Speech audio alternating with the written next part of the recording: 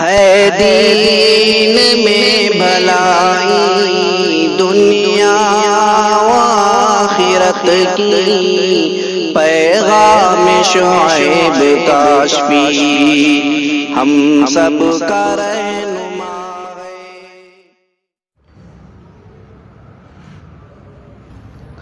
الحمد للہ وکفا وسلام علی عبادہ الذین اصطفى، اما بعد، اعوذ باللہ من الشیطان الرجیم، بسم اللہ الرحمن الرحیم، صراط الذین انعمت علیہم غیر المغضوب علیہم ولا الضالین، آمین۔ وقال النبی صلی اللہ علیہ وسلم، علیکم بسنتی وسنت الخلفاء الراشدین المہدیین، صدق اللہ مولانا العظیم وصدق رسولہ النبی الکریم، ونحن علی ذالک من الشاہدین والشاکرین والحمد للہ رب العالمین۔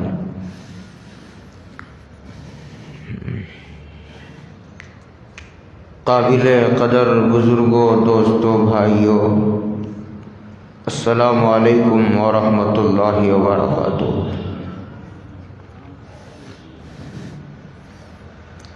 گزشتہ جمعہ بڑی تفصیل سے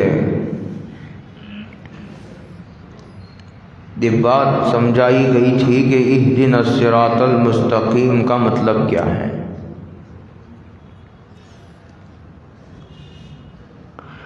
ہم لوگ ہر نماز میں اور نماز کی ہر رکعت میں یہ دعا مانگتے ہیں،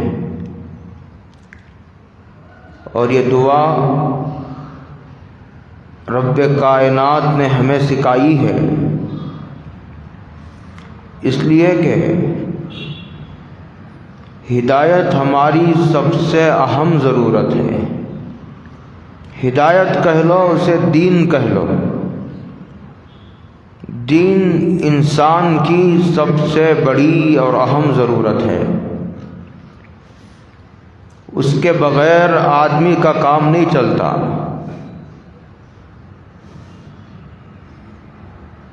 جیسے ہوا کے بغیر آدمی کا کام نہیں چلتا، اسی طرح دین کے بغیر بھی آدمی کا کام نہیں چلتا۔ اگر اسے کامیاب ہونا ہے تو اسے دیندار بننا پڑے گا۔ ہدایت دین کا دوسرا عنوان ہے، اس پر تفصیل سے گزشتہ جمعہ میں نے کلام کیا ہے کہ ہم اللہ سے کہتے ہیں ہمیں صراط مستقیم پر چلائیے، تو اس کا کیا مطلب ہے؟ اب اس کے بعد کا ایک اور ٹکڑا ہے، دو ٹکڑے ہیں، اور ہم بڑی سرسری گزر جاتے ہیں جب سورہ فاتحہ پڑھتے ہیں، پتہ ہی نہیں چلتا ہمیں کہ ہم کیا مانگ رہے ہیں، اور کتنی گہری بات اس میں سمجھائی گئی ہے، یہ ہم غور ہی نہیں کرتے۔ غور اس لیے نہیں کرتے کہ ہمیں معلوم نہیں ہے۔ پہلے تو یہ بتایا گیا، پہلے تو دعا مانگنے کا سلیقہ سکھایا گیا کہ دعا مانگنے سے پہلے اللہ کی خوب تعریف کرو۔ حدیثوں میں یہ بیان کیا گیا کہ پھر حضور پر درود پڑھو، اور پھر حدیث میں یہ بھی کہا گیا کہ لگ لپٹ کر مانگا کرو۔ جیسے بچہ اپنی ماں سے لگ لپٹ کر مانگتا ہے، اسے کوئی شرم نہیں آتی، روتے ہوئے ماں سے جا کے چمٹ جاتا ہے بچہ، اور جب تک اس کی مراد پوری نہیں ہوتی بچہ خاموش نہیں رہتا۔ ان اللہ یحب الملحین فی الدعا، رو کر گڑ گڑا کر لگ لپٹ کر چمٹ کر دعا کرنے کو پسند کیا گیا ہے، انسانوں سے لگ لپٹ کر مانگنے کو منع کیا گیا ہے، وہ تو ذلت ہے۔ اللہ سے لگ لپٹ کر مانگنا تو عزت ہے، وہ تو سعادت کی بات ہے، وہ توفیق کی بات ہے۔ سلیقہ سکھانے کے بعد دعا سکھائی کہ یہ دعا مانگو، صرف یہ نہیں کہا کہ دعا مانگو، بلکہ یہ بتایا گیا کیا مانگنا چاہیے تمہیں۔ اہدنا الصراط المستقیم، یہ گزشتہ جمعہ میں نے سمجھایا تھا۔ اس کے بعد دو ٹکڑے اور ہیں صراط مستقیم کو سمجھانے کے لیے، وہ قرآن نے دو اور جملوں کا اضافہ کیا ہے۔ یہ صراط الذین انعمت علیہم غیر المغضوب علیہم ولا الضالین، یہ دو جملے صراط مستقیم کو ہی سمجھانے کے لیے بڑھائے گئے ہیں۔ اس کو اگر ہماری مدرسوں کی زبان میں، علمی زبان میں، اصطلاحی ٹیکنیکل زبان میں اگر کہا جائے تو اس کو کہتے ہیں یہ بدل الکل ہے، یعنی صراط الذین انعمت علیہم وہی صراط مستقیم ہے۔ صراط مستقیم کیا ہے؟ صراط الذین انعمت علیہم ہے۔ یہ دونوں ایک ہی ہیں، دونوں کا مصداق ایک۔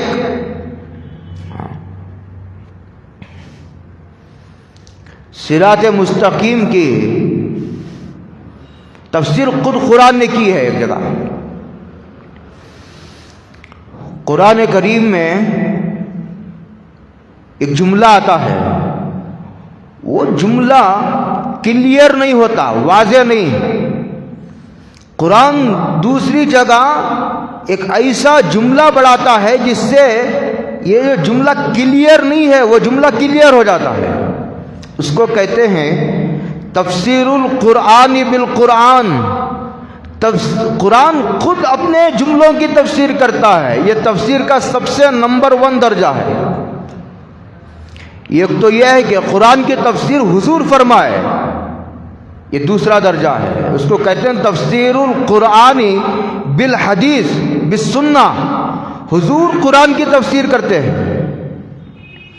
اور حضور جو قرآن کی تفسیر فرماتے وہی تفسیر ہے، وہی تفسیر ہے۔ اچھا، اس سے اعلیٰ درجہ یہ ہے کہ قرآن خود اپنے جملوں کی تفسیر کرے، اس کو کہتے ہیں تفسیر القرآن بالقرآن۔ کیا تفسیر ہے؟ قرآن نے سورہ نساء میں کہا وَمَن يُطِعِ اللَّهَ وَالرَّسُولَ فَأُولَٰئِكَ مَعَ الَّذِينَ أَنْعَمَ اللَّهُ عَلَيْهِم مِّنَ النَّبِيِّينَ وَالصِّدِّيقِينَ وَالشُّهَدَاءِ وَالصَّالِحِينَ وَحَسُنَ أُولَٰئِكَ رَفِيقًا۔ چار طبقات کا ذکر کیا اور کہا دیکھو ان لوگوں کے طریقے پر چلو تم صراط مستقیم تک پہنچ جاؤ گے۔ اگر صرف یہ کہا جاتا صراط مستقیم پر چلو، کہاں صراط مستقیم بتاؤ، بتا نہیں سکتے۔ وہ کوئی مسجد ہے، مدرسہ ہے جو اشارہ کر کے بتایا جائے، اشارہ کر کے بتایا جا سکے ایسی کوئی چیز نہیں صراط مستقیم۔ اس لیے 4 طبقات کا ذکر کر کے قرآن نے کہا کہ دیکھو ان کو، دیکھو ان کے پیچھے پیچھے چلو گے تو تم منزل تک پہنچ جاؤ گے۔ پیکر محسوس عملی نمونے شخصیات کا حوالہ دے کر کے کہا ان کے پیچھے پیچھے چلو، ان کو فالو کرو تو تم منزل تک پہنچ جاؤ گے۔ اس بس میں بیٹھو، یہ بس تمہیں منزل تک پہنچا دے گی۔ وَمَن يُطِعِ اللَّهَ وَالرَّسُولَ، جو آدمی اللہ کی اطاعت کرتا ہے، والرسول اور رسول کی، فَأُولَٰئِكَ مَعَ الَّذِينَ أَنْعَمَ اللَّهُ عَلَيْهِمْ، یہ وہ لوگ ہیں جن پر اللہ تعالیٰ نے انعام فرمایا۔ من النبیین، نمبر 1 انبیاء، نمبر 2 صدیقین والشہداء، نمبر 3 شہید، والصالحین نمبر 4 صالحین. آگے فرمایا وَحَسُنَ أُولَٰئِكَ رَفِيقًا، یہ راستے کے بہترین دوست ہیں. وَحَسُنَ أُولَٰئِكَ رَفِيقًا، یہ راستے کے بہترین دوست ہیں. یہ کہہ کر قرآن نے یہ فرمانا چاہا ہے کہ اگر تم صراط مستقیم چاہتے ہو تو ان کا دامن پکڑے بغیر صراط مستقیم کو نہیں پا سکتے. وَحَسُنَ أُولَٰئِكَ رَفِيقًا، خبر دی جا رہی ہے یہ بہترین دوست ہیں. کون؟ انبیاء، یہ صدیقین، یہ شہداء، یہ صالحین، یہ بہترین دوست ہیں. ایسا لگ رہا ہے کہ قرآن نے ایک بات کی خبر دی ہے، صرف خبر نہیں دی بلکہ قرآن نے حکم دیا ہے. اسی کو ہماری مدرسوں کی زبان میں کہتے ہیں کہ ہر خبر میں انشاء پوشیدہ ہوتی ہے. مثال کے طور پر استاد اپنے شاگردوں، اس کے 10 شاگرد ہیں، ایک شاگرد کی طرف اشارہ کر کے کہتا ہے یہ شاگرد میرا بہت باکمال ہے. اس کا مطلب یہ ہوتا ہے کہ جس کو کمال حاصل کرنا ہو میرے بعد اس سے جڑ کر کمال حاصل کر سکتے ہو، یہ مطلب ہوتا ہے اس جملے کا. وَحَسُنَ أُولَٰئِكَ رَفِيقًا، جیسے قرآن نے سورہ فاتحہ کی شروع میں کہا الحمدللہ رب العالمین، تمام تعریفیں صرف اللہ کے لیے ہیں. یہ خبر دی.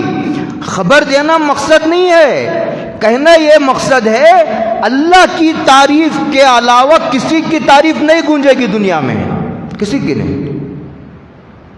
تعریف اسی کو زیب دیتی ہے، سجدہ اسی کو سجدہ ہے، اسی کے سامنے جھکنا روا ہے. یہ مطلب ہے اس کا، یہ حکم دینا ہے. اللہ کی تعریف کے علاوہ کوئی حقدار نہیں ہے تعریف کا، تو کسی کو تعریف طلب کرنے کا حق نہیں ہے. یہ وَحَسُنَ أُولَٰئِكَ 4 طبقات کا حوالہ دیا ہے قرآن نے صراط مستقیم کو متعین کرنے کے لیے کہ انبیاء کے طریقے پر چلو. سوال یہ پیدا ہوتا ہے ٹھیک ہے ہم انبیاء کے طریقے پر چلنے تیار ہیں، پہلے تم یہ مجھے بولو کہ ہم انبیاء کے طریقے پر چلنے تیار ہیں نہیں ہیں. یہ سوال پہلے قرآن کا، یہ میرا سوال نہیں ہے. آپ بیزار نہ ہوں، آپ کی طبیعت پر بار نہ پڑے. قرآن پہلے تو یہ پوچھنا چاہتا ہے تم انبیاء کو اپنا آئیڈیل بنانا چاہتے ہو یا نہیں، پہلے اس سوال کا جواب دو.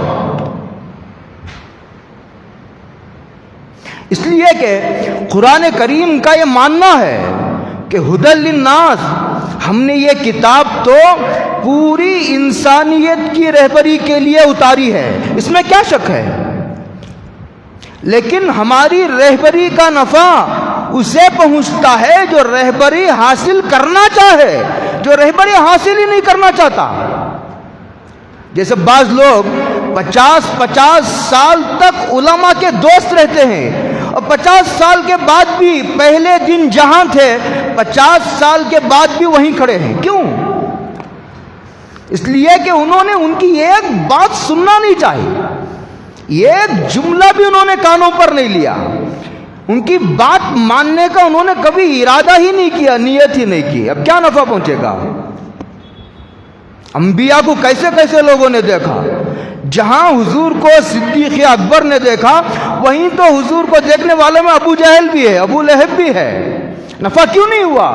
صدیق اکبر تو نبوت کے بعد کے سب سے اعلیٰ درجے پر فائز ہوئے، اور دیکھنے والوں میں ابو جہل بھی ہے، دیکھنے والوں میں ابو لہب بھی ہے، دیکھنے والوں میں ابو طالب چچا بھی ہیں. لیکن اس کے باوجود انہوں نے نفع حاصل کرنے کا ارادہ نہیں کیا، انہوں نے حضور کی نبوت کا اعتراف نہیں کیا، انہوں نے حضور کو نمونہ بنانا نہیں چاہا، حضور کو آئیڈیل بنانا نہیں چاہا. سب سے پہلا سوال تو قرآن کا یہ ہے اگر تم آئیڈیل چاہتے ہو تو ہم نے ایک آئیڈیل بھیج دیا ہے حضور کے شکل میں. تو قرآن کہتا ہے من النبیین، انبیاء کے طریقے پر چلو گے تو تمہیں سیدھا راستہ ملے گا، تم کہیں نہیں بھٹکو گے، تم راستے سے نہیں ہٹو گے۔ اب سوال یہ ہے انبیاء کا کہاں طریقہ؟ کہ انبیاء کا طریقہ قرآن میں ہے، انبیاء کا طریقہ قرآن میں ہے، تمام انبیاء کا نہیں ہے۔ لیکن صراط مستقیم کو متعین کرنے کے لیے جتنے انبیاء کا حوالہ، جتنے انبیاء کا ذکر، جتنی انبیاء کے واقعات کی ضرورت تھی، قرآن نے اتنے واقعات کو بیان کیا ہے۔ قرآن نے میں کہا منہم من قصصنا علیک، 1,24,000 یا 1,80,000 انبیاء ہم نے نازل کیے، اور کہا ان میں سے سب کے نام ہم نے نہیں بتائے، سب کے نہیں، چند گنے چنے نام، حضرت ابراہیم، اسماعیل، یعقوب، حضرت اسماعیل، حضرت زکریا، حضرت یحییٰ، حضرت الیاس، حضرت یونس وغیرہ وغیرہ، چند گنے چنے نام۔ حدیثوں میں بھی چند گنے چنے نام، تمام انبیاء کا ذکر نہیں کیا قرآن نے۔ اور ایک حدیث میں حضور نے ارشاد فرمایا اوتیتو علم الاولین والآخرین، مجھے اولین و آخرین کے تمام علوم دے دیے گئے ہیں، انہیں جو علوم انبیاء کو دیے گئے تھے، ہدایت سے تعلق رکھنے والے علوم، وہ تمام علوم مجھے دے دیے گئے ہیں۔ اب گویا میری شریعت پر عمل کرنا، اب میری حدیثوں پر عمل کرنا، اور مجھے نمونہ بنانے کا مطلب یہ ہے کہ تمام شریعتوں پر عمل کرنا ہے، اس لیے کہ میں تمام انبیاء کی شریعتوں کا جامع ہوں، تمام انبیاء کے اخلاق میرے اندر موجود ہیں، تمام انبیاء کی خوبیاں میرے اندر موجود ہیں۔ آنچے خوباں، ایک شاعر، فارسی کا شاعر کہتا ہے، آنچے خوباں ہما دارن تو تنہا داری، جس نبی کے اندر جو کمالات تھے وہ تمام کمالات حضور کے اندر جمع کر دیے گئے، اب کوئی کمال باقی نہیں، اب کوئی خوبی باقی نہیں، اب کوئی اخلاق کا ایسا شعبہ باقی نہیں جو باقی رہ گیا ہو، تمام چیزیں حضور کے اندر جمع کر دی گئی۔ اب حضور کی شریعت پر، قرآن پر، حدیثوں پر عمل کرنے کا مطلب یہ ہے کہ وہ تمام شریعتوں پر عمل کر رہا ہے۔ حضور تمام علوم کے جامع ہیں، اوتیت علم الاولین والآخرین، یہ حضور نے ارشاد فرمایا۔ تو یہ ہو گیا من النبیین، انبیاء کے طریقے پر چلو گے صراط مستقیم ملے گا، لیکن اس وقت ملے گا جب تم انبیاء کو آئیڈیل سمجھو گے۔ پہلے سمجھو، غور کرو، فکر کرو، تسلی سے پہلے سمجھو تم انبیاء کو آئیڈیل سمجھتے ہو یا نہیں۔ اگر سمجھتے ہو الحمدللہ، بہت خوشی کی بات ہے۔ نہیں سمجھتے ہو تسلی سے فیصلہ کرو، سنجیدگی سے فیصلہ کرو کہ یہ دنیا کا سب سے مقدس ترین طبقہ ہے جس کے پیچھے چلنے کا حکم دیا گیا ہے، اور اس کا طریقہ قرآن کریم میں ہے، تمام انبیاء کا طریقہ قرآن میں، حدیثوں میں ہے۔ اس سے پتہ چلا کہ انبیاء کے طریقے پر چلو گے تو صراط مستقیم ملے گا، اور انبیاء کا طریقہ معلوم ہوگا قرآن و حدیث پڑھنے سے، اس سے علم کی ضرورت ثابت ہوئی۔ علم ہی نہیں آئے گا تو انبیاء کا طریقہ کیسے معلوم ہوگا؟ اس کے بعد فرمایا والصدیقین، انبیاء تو ہمیشہ نہیں رہیں گے دنیا میں، انبیاء کے اقوال رہیں گے، اور حضرت رسول اللہ صلی اللہ علیہ وسلم بھی دنیا میں نہیں رہے، اس لیے کہ خدا کی ہے ایک ذات ہے جو باقی ہے۔ وَيَبْقَى وَجْهُ رَبِّكَ ذُو الْجَلَالِ وَالْإِكْرَامِ كُلُّ مَنْ عَلَيْهَا فَانٍ۔ یہ الگ بات ہے کہ حضور اپنی قبر میں، بلکہ تمام انبیاء اپنی قبر میں زندہ ہیں، یہ ہمارا عقیدہ ہے، یہ اہل سنت والجماعت کا عقیدہ ہے کہ انبیاء اپنی قبروں میں زندہ ہیں۔ اس لیے حضور نے ایک حدیث میں ارشاد فرمایا کہ اگر تم میری قبر پر آ کر درود بھیجو گے، سلام کرو گے، تو میں تمہارے سلام کا سلام سنتا بھی ہوں، جواب بھی دیتا ہوں۔ حضور نے ارشاد فرمایا جواب بھی دیتا ہوں میں تمہارا۔ اب لیکن انبیاء زندہ نہیں ہیں کہ ان کو دیکھ دیکھ کر عمل کریں۔ اب انبیاء پر کہ پیچھے چلنے کا ایک ہی طریقہ باقی ہے کہ قرآن پر چلو، قرآن کی تعلیمات کے مطابق چلو اور حدیثوں کے مطابق چلو. حدیث محفوظ ہیں، قرآن محفوظ ہے. اس کے بعد فرمایا وہ صدیقین، لیکن صدیقین کا یہ طبقہ وہ ہے جو قیامت کی صبح تک رہے گا. صدیق کہتے کسے ہیں؟ اس مضمون کو ذرا تسلی سے سمجھو.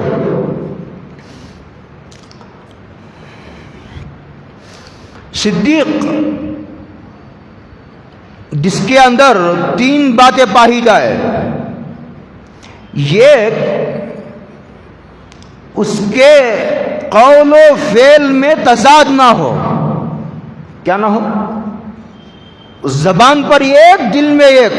صدیق ایسا نہیں ہوتا. صدیق مخلص ہوتا ہے، اس کے اندر نفاق نہیں ہوتا. نفاق نہیں ہوتا صدیق کے اندر. تو یہ وہ صدیق جو مخلص ہو، ایمان لانے میں بھی مخلص ہو اور ریاکار نہ ہو، منافق نہ ہو، سچا پکا مسلمان ہے صدیق. اور دوسرا وہ ریاکار نہ ہو، وہ عقیدے میں بھی مخلص ہے اور عمل میں بھی مخلص ہے، ملاوٹ نہیں. اللہ کے علاوہ کسی کی رضا اسے منظور نہیں ہے. اللہ کے علاوہ کو راضی کرنے کا کی نیت شرک اصغر ہے، اس سے بھی بچنے کی ضرورت ہے. ایک تو یہ ہو گیا. دوسرا صاحب روح المعانی نے لکھا ہے، دوسری بات، لا يتغیر باطنہ من ظاہرہ. حالات بدلتے ہیں. کبھی آدمی مالدار ہے، اچانک غریب ہو جاتا ہے. ابھی آدمی اچھا تھا، اچانک بیمار ہو گیا. ابھی راحت تھی، اچانک کوئی مصیبت آن پڑی. لیکن اس کا پائے استقلال ایسا ہے کہ پہاڑ کی طرح جمع ہوا ہے. حالات آ رہے ہیں، اس کی جان پر حالات آ رہے ہیں، اس کے مال پر حالات آ رہے ہیں، اس کی عزت و آبرو پر حملے کیے جا رہے ہیں، اس کا مال کا نقصان ہو رہا ہے، رشتہ دار تانے دے رہے ہیں. کچھ بھی ہو، پوری دنیا اوپر نیچے ہو رہی ہے، تہ و بالا. لیکن صدیق کا ایمان اتنا مضبوط ہوتا ہے، بالکل پہاڑ کی طرح جمع ہوا ہے. مخالفتوں کے درمیان بالکل وہ اپنے جان و مال و عزت و آبرو کی پرواہ کیے بغیر پورے استقامت و ثابت قدمی کے ساتھ جمع ہوا ہے دین پر. یہ صدیق کی دوسری علامت ہے. دیکھیں نا آپ کہ جب یہ ارتداد کا حضور کے انتقال کے بعد ارتداد کا فتنہ اٹھا، جھوٹے نبوت کا دعویٰ کرنے والے پیدا ہوئے، اور کچھ لوگوں نے زکوٰۃ کا انکار کیا کہ ہم زکوٰۃ نہیں دیں گے. صدیق اکبر کھڑے ہو گئے. حضرت فاروق اعظم نے کہا، حضرت یہ کیا کر رہے ہیں آپ؟ ابھی آپ کی حکومت جمی نہیں ہے، حضور کا جنازہ ابھی رکھا ہوا ہے، نماز جنازہ نہیں ہوئی. آپ کہتے ہیں کہ اسامہ جہاد کو جائیں گے. حضرت ابھی کیا فرما رہے ہیں؟ اور آپ کہتے ہیں کہ میں زکوٰۃ کا انکار کرنے والوں کے خلاف جہاد کروں گا. حضرت اپنی رائے پر نظر ثانی کرے. صدیق اکبر نے کہا، نہیں، یہ دل براہ راست نبوت سے فیض حاصل کیا ہے. اگر کوئی نہیں آتا تو میں تنہا اللہ کے راستے میں جان دوں گا. یہ صدیق ہے. اسی لیے صدیق اکبر کا وہ جملہ لکھا ہوا ہے تاریخ میں، اَيُنْقَصُ الدِّينُ وَأَنَا حَيٌّ، میں زندہ رہوں اور دین میں کم و بیشی کی جائے، میرے جیتے جی دین میں جو ہے وہ قطر و بوند سے کام لیا جائے، کچھ چیز بڑھا دی جائے، کچھ چیز گھٹا دی جائے. ایسا ہوگا؟ صدیق جب تک زندہ ہے ایسا نہیں ہوگا. تنہا کھڑا ہو گیا. عبادت کرنے والے بہت ملیں گے، لیکن جب دین پر آنچ آئے گی، اپنی جان و مال، عزت آبرو، اپنے گھرانے خاندان کی پرواہ کیے بغیر میدان میں کود کر اسلام کی حقانیت کو ثابت کرنا، اس کی حفاظت کی خدمت انجام دینا اور اس کی اشاعت کا منصب انجام دینا، یہ بچوں کا کھیل نہیں ہے، یہ حضور کا فیض ہے. یہ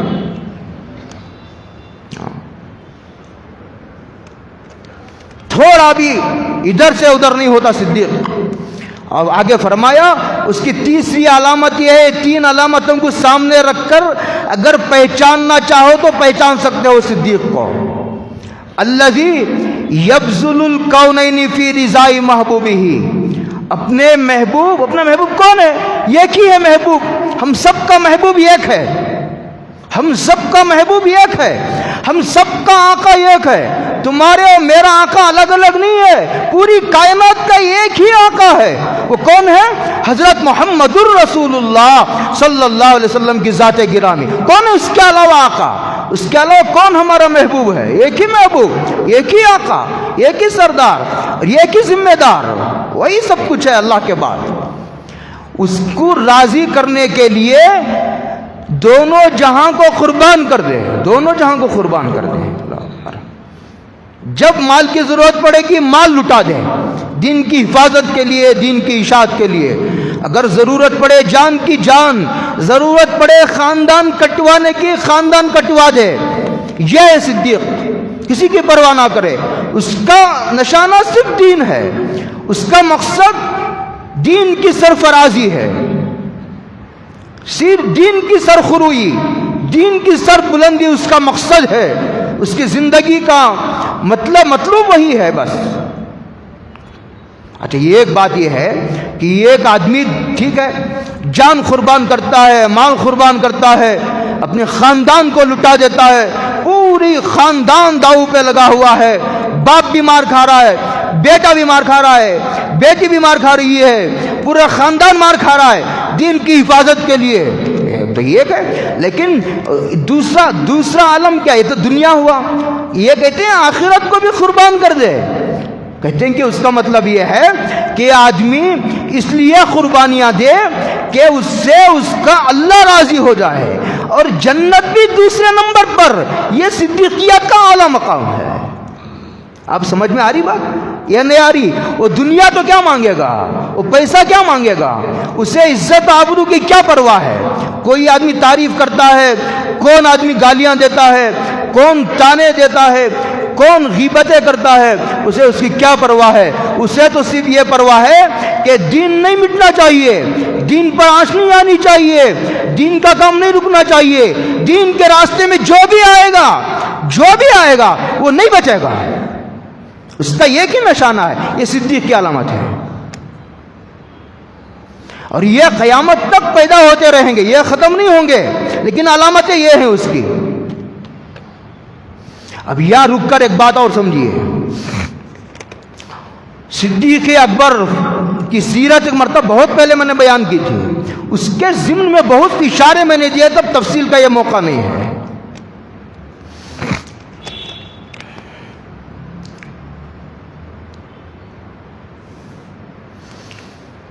سرکار دو عالم حضرت محمد الرسول اللہ صلی اللہ علیہ وسلم نے ارشاد فرمایا، ابو بکر صدیق ہے، آسمانوں میں اس کا لقب صدیق ہے، یہ لقب اللہ نے دیا ہے، یہ لقب اللہ نے دیا ہے۔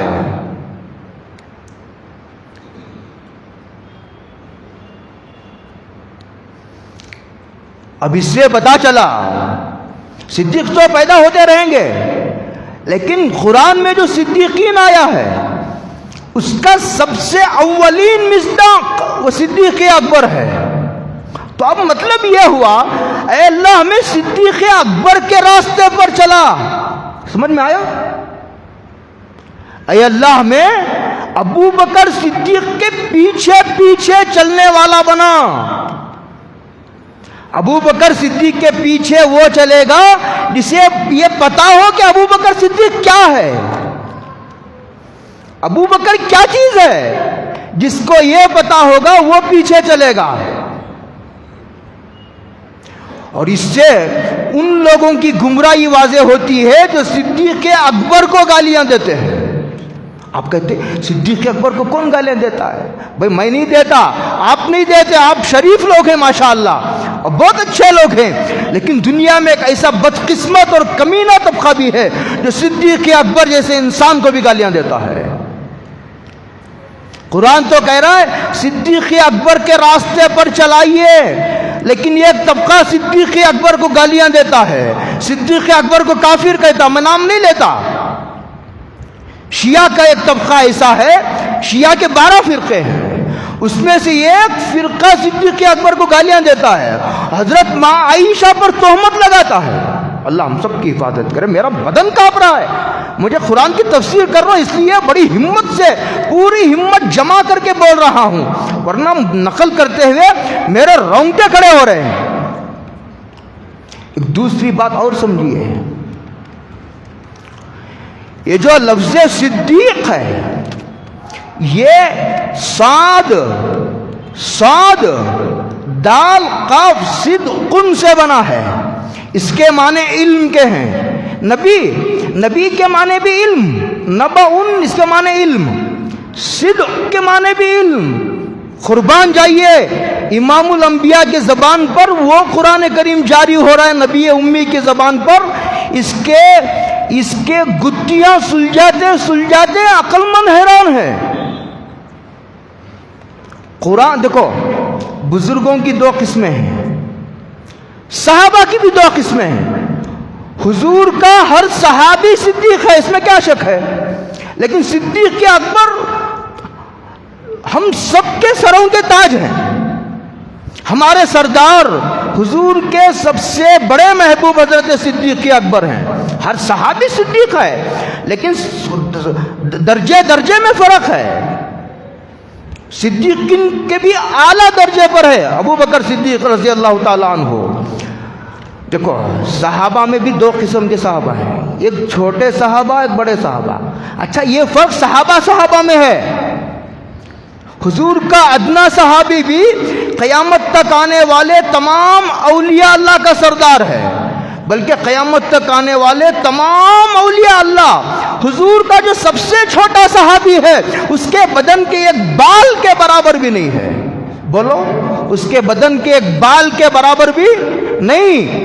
ابو حنیفہ سے پوری دنیا بھر جائے، امام بخاری سے پوری دنیا بھر جائے، سلام ہو ابو حنیفہ کی اور امام بخاری کی عظمتوں پر، سلام ہو ان کے علم و فہم پر، لیکن اب صحابی ہے، حضور کے صحابی کے بدن کے بال کے برابر بھی نہیں ہے۔ عبد القادر جیلانی، خواجہ اجمیری سے پوری دنیا بھر جائے، لیکن صحابی کے بدن کے بال کے برابر نہیں۔ صحابہ میں بھی 2، چھوٹے بڑے۔ بعض صحابہ وہ ہیں جن کو حضور کے، جن کا مشغلہ علم تھا، رات دن پڑھنا پڑھانا، ایسے صحابہ بھی، ایسے صحابہ تھوڑے ہیں، ایسے صحابہ تھوڑے ہیں۔ اسی طرح بزرگوں کی بھی 2 قسمیں ہیں، اس مضمون کو بہت تسلی سے سمجھو۔ بزرگوں کی 2 قسمیں، ایک وہ جو یہ بھی بزرگ، یہ بھی بزرگ، یہ بھی اللہ کا ولی، یہ بھی اللہ کا ولی، لیکن اس کا کام رات دن قرآن و حدیث میں غور کرنا، اس کا کام قرآن و حدیث میں غور کرنا نہیں۔ تو جو آدمی قرآن و حدیث میں غور کرتا ہے رات دن، وہ نمبر 1 ہے، اس کا درجہ انبیاء کے بعد سب سے بڑا ہے۔ باقی تمام اولیاء اللہ اس بزرگ کو فالو کریں گے جو رات دن قرآن و حدیث میں مستغرق ہے، قرآن و حدیث کے سمندر میں غوطے لگا رہا ہے، تیر رہا ہے، روزانہ کوئی نہ کوئی مسئلہ حل کر رہا ہے۔ جیسے ابو حنیفہ ہیں، جیسے امام مالک، امام شافعی، امام احمد، رات دن پڑھنا پڑھانا جن کا مشغلہ ہے۔ بزرگوں کی یہ قسم نبوت کے بعد کا درجہ رکھتی ہے۔ کیسا قرآن کیسے اشارہ کر رہا ہے، ایک آدمی رات دن تہجد پڑھ رہا ہے، اللہ کا ولی ہے، وہ پورے دین پر عمل کر رہا ہے، لیکن پورے دین کا علم نہیں ہے اسے عمل کرنے کے لیے جتنے دین کی ضرورت ہے، اسے عمل کرنے کے لیے جتنے مسائل کی ضرورت ہے معلوم ہے، اسے بھی علم ہے، لیکن پوری شریعت کا علم نہیں۔ اور ایک آدمی پوری شریعت پر عمل بھی کرتا ہے، اسے پوری شریعت کا علم بھی ہے، وہ پوری دنیا کے لوگوں کی رہبری کر سکتا ہے، پوری دنیا کے لوگوں کے لیے وہ آئیڈیل بن سکتا ہے، وہ رہبری کر سکتا ہے، وہ قائد بن سکتا ہے، وہ رہبر بن سکتا ہے، اس کا نمبر نبوت کے بعد ہے۔ یہ مضمون قرآن نے سمجھایا ہے، اور یہ مضمون دارالعلوم دیوبند کے بانی حضرت مولانا محمد قاسم صاحب نانوتوی رحمۃ اللہ علیہ نے اپنی ایک کتاب میں لکھا ہے، اپنی کتاب میں لکھا ہے حضرت نے اس مضمون کو۔ ایک آدمی پوری رات تہجد پڑھتا ہے لیکن اس کا مشغلہ علم نہیں ہے، تو مبارک ہو اس کی تہجد، مبارک ہو اس کی دعائیں۔ امت کو ایسے لوگوں کی بھی ضرورت ہے، لیکن رہبر ان کو نہیں بنایا جا سکتا۔ یہ مضمون قرآن نے لفظ صدیقین میں سمجھایا ہے، من النبیین و صدیقین۔ اس کے بعد فرما، اچھا صدیقین میں صدیق اکبر نکل آئے، والشہداء، اور اے اللہ ہمیں شہیدوں کے راستے پر چلا۔ دیکھو شہیدوں کی دو قسمیں ہیں، ایک تو صدیق اکبر کو ایک چھوڑ دو، اس کے بعد فاروق اعظم خلیفہ دوم بنے، خلیفہ ثانی شہید، اس کے بعد تیسرے خلیفہ بنے عثمان غنی شہید، تیسرے خلیفہ حضرت علی چوتھے وہ بھی شہید۔ ایک ابو بکر صدیق کو چھوڑ کر باقی تین کے تین شہید۔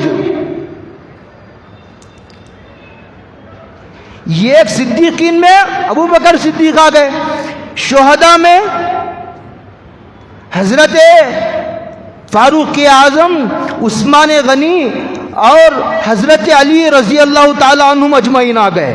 اب چار صحابہ آ گئے۔ اب سمجھیے اس حدیث کو، علیکم بسنتی و سنت الخلفاء الراشدین المہدیین۔ حضور نے فرمایا تم میری سنت کو لازم پکڑو، حدیثوں کو نہیں سمجھے؟ اور ذرا کھولوں اور کھولتا ہوں ذرا۔ حضور نے یہ نہیں فرمایا کہ میری حدیثوں کو لازم پکڑو، یہ فرمایا میری سنت کو لازم پکڑو۔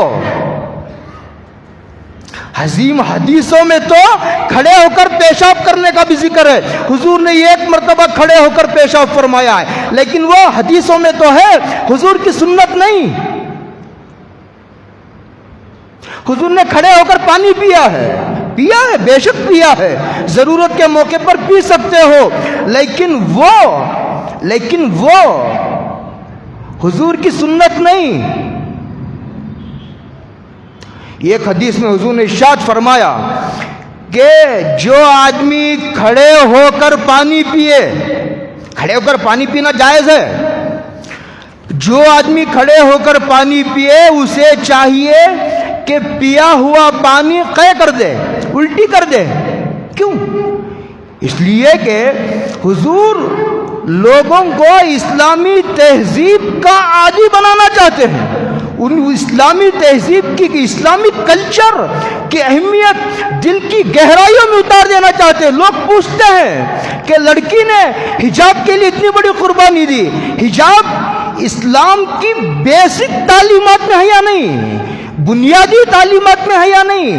یہ اس وقت میرا موضوع نہیں ہے، اس موضوع پر مجھے جمعہ میں بات کرنا چاہیے یا نہیں کرنا چاہیے، میرے پاس مواد موجود ہے۔ میں غور یہ کر رہا ہوں کہ اس موضوع پر عوام کے مجمع میں گفتگو کرنی چاہیے یا نہیں کرنی چاہیے۔ اگر مجھے شرع صدر ہوا تو آئندہ جمعہ بیان کروں گا، لیکن اتنی بات بتانا ہے حدیثوں کی روشنی میں اسلامی تہذیب پر حضور کو کتنا اصرار ہے۔ اگر یہ مستحب کی اہمیت گھٹا دی جائے، چلتے چلتے چلتے چلتے پھر وہ گمراہی کی طرف راستہ نکلے گا۔ اب نہیں نکلے گا، 20 سال کے بعد نکلے گا، ابھی فوراً رزلٹ نہیں آئے گا، 20 سال کے بعد آئے گا۔ تو میں کہہ رہا تھا، حضور نے فرمایا میری سنتوں کو لازم پکڑو۔ حضور نے ایک حدیث میں فرمایا، یہ حدیث بخاری میں 16 جگہ آئی ہے، سلام و امام بخاری کی خبر پر، کروڑوں برکتیں اللہ امام بخاری کی تربت پر نازل کرے۔ قرآن کے بعد سب سے صحیح کتاب ہے حدیثوں کی، قرآن کے بعد امام بخاری نے 16 جگہ اس حدیث کو ذکر کیا ہے کہ حضور نے ایک صحابی کو فرمایا تھا، تم جاؤ فلاں جگہ غنیمت کے اونٹ ہیں، اونٹوں کا دودھ بھی پیو، اونٹوں کا پیشاب بھی پیو۔ یہ حدیث ہے لیکن یہ سنت نہیں۔ حضور نے فرمایا تم میری سنت کو لازم پکڑو اور خلفائے راشدین کی سنت کو لازم پکڑو اور صدیقین و شہداء کو ملاؤ گے تو یہ 4 خلفاء نکل آتے ہیں. صدیقین میں ابو بکر صدیق اور شہداء میں فاروق اعظم، عثمان غنی اور حضرت علی. ویسے حضور کا ہر صحابی شہید ہے. دیکھو شہیدوں کی 2 قسمیں ہیں. ایک شہید تو وہ ہے کہ اسلام کی حفاظت کے لیے اسلام کی حفاظت کے لیے اب لڑکی نے نعرے تکبیر بلند کیا، اللہ اکبر، بچ گئی. اگر نہ بچتی تو اس کے چانسز زیادہ تھے. بچ گئی، اس کی زندگی مقدر تھی، لیکن اس نے اپنی جان کی اور انجام کی پرواہ کیے بغیر اللہ کا نام جو بلند کیا ہے، یہ ہے جذبہ شہادت کا. شہید ہونے کا موقع نہیں ملا، شہادت نہیں ملی، والد بات ہے، لیکن اگر موقع آئے گا، اللہ کے دین پر جان دینے کا موقع آئے گا تو پیچھے نہیں رہوں گا. یہ جذبہ حضور کے ہر صحابی کے دل میں موجود تھا. اس معنی میں حضور کا ہر صحابی شہید ہے. تو شہداء ہو گیا. اس کے بعد فرمایا والصالحین، نیک لوگ جو ان تینوں کو فالو کر کے نیک لوگ ہیں. وَحَسُنَ أُولَٰئِكَ رَفِيقًا، یہ فرمایا.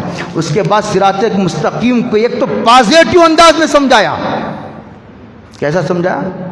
پازیٹیو انداز میں سمجھایا. اب ایک نگیٹیو انداز میں سمجھاتے ہیں، غیر المغضوب علیہم ولا الضالین. اس لیے کہ صرف نیک لوگوں کے ساتھ رہنا کافی نہیں. نیک بننے کے لیے برے لوگوں سے ایسا بچنا جیسے شیر سے بچتے ہیں. اگر نیک لوگوں کے ساتھ بھی بیٹھ رہا ہے، برے لوگوں کے ساتھ بھی بیٹھ رہا ہے، گیا کام سے. دودھ میں ایک قطرہ پیشاب کا مل گیا، سارا دودھ خراب، اب دودھ استعمال کے قابل نہیں. نیک لوگوں کی صحبت بھی اختیار کرنا اور برے لوگوں کی صحبتوں سے بچنا.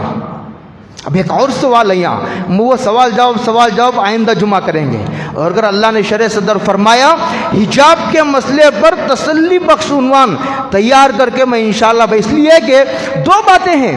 ایک تو میں کہہ رہا تھا آج کسی کو، یہ لوگ جو مخالفت کر رہے ہیں یہ کوئی نئی بات نہیں ہے، اس پر کیا بھی تعجب ہونے کی ضرورت. ہمیں ان سے یہی امید تھی، ہم کو ان سے یہی امید تھی.